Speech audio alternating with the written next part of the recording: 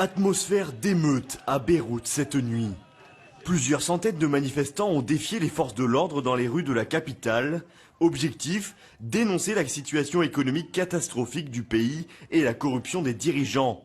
Source d'inquiétude pour le gouvernement, la livre libanaise a frôlé le seuil des 5000 livres pour $1 dans les bureaux de change. Un énième coup dur pour l'économie du pays et sa population. Officiellement indexé sur le dollar depuis 1997, au taux fixe de 1507 livres pour $1, la monnaie libanaise est en chute libre depuis octobre 2019. De nombreux habitants sont excédés de la situation. $1 américain vaut 7000 livres libanaises. Pourquoi est-ce que les gens sont encore chez eux? Tous les magasins sont fermés et les gens ont faim. Vous manifestiez pour vos fêtes et vos confessions, mais maintenant pour votre pays, vous êtes toujours assis à la maison. Donc qu'est-ce que vous attendez? Le gouvernement et les partis politiques ne sont pas capables et ne veulent pas sauver le pays de la crise actuelle. Ils veulent le voler, ils ne se soucient pas du pays. Aujourd'hui, nous sommes dans les rues et cela fait presque 6 mois.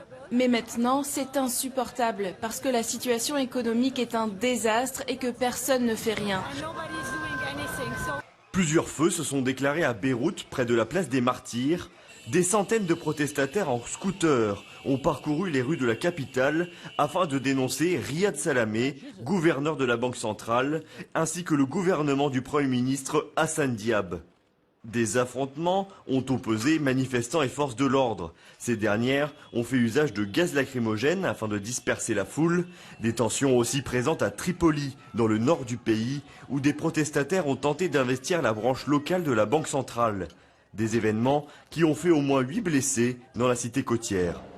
En réponse à ces événements, le Premier ministre Hassan Diab a annulé l'ensemble des réunions prévues ce vendredi pour convoquer d'urgence le Conseil des ministres afin de trouver des solutions à la crise financière.